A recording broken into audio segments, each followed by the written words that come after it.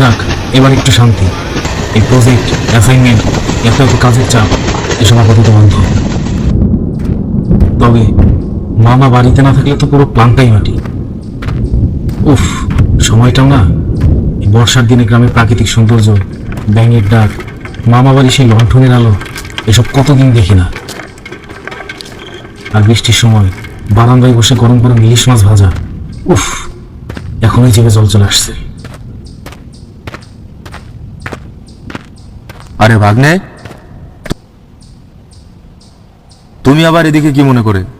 পথ ভুল হয়েছে নিশ্চয়ই। কি যে বলো মামা, তুমিও না। আচ্ছা ঠিক আছে ঠিক আছে, চল ঘরে যাবি চল।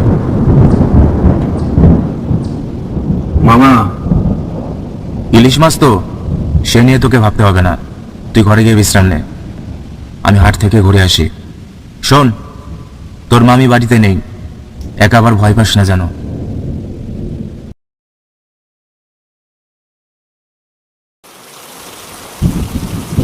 নে নে খাবি আয়।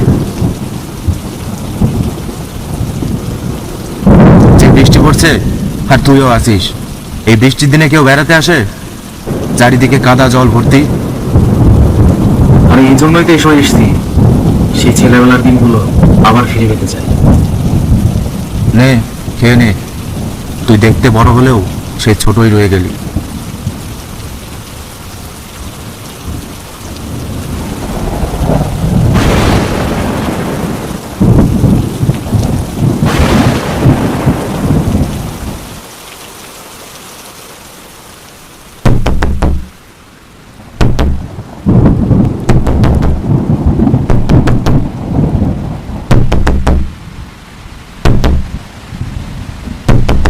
কে কে ওখানে? কে আসলো এখন, তাও আবার এই বৃষ্টির রাতে? মাম নয় তো?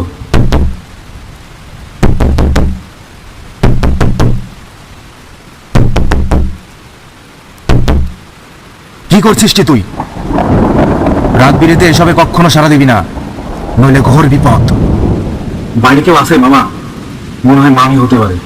তুই বিছানায় গিয়ে শুয়ে পড়। কি বলছো কি তুমি? তোমার মাথা ঠিক আছে? কেউ হয়তো বিপদে পড়েছে। যেটা বলছি সেটা কর। বাইরে কেউ একজন আছে। মামা এমন কেন করলো? না, মামা তো এমন নয়, নিশ্চয়ই কোনো ব্যাপার আছে। এই বর্ষার দিনে ওর এখানে আসাটা একদম উচিত হয়নি। আর একটু হলেই আজ ওর খেয়াল রাখতেই হবে, কাল না হয় বুঝিয়ে সুজিয়ে বাড়ি পাঠিয়ে দেওয়া যাবে।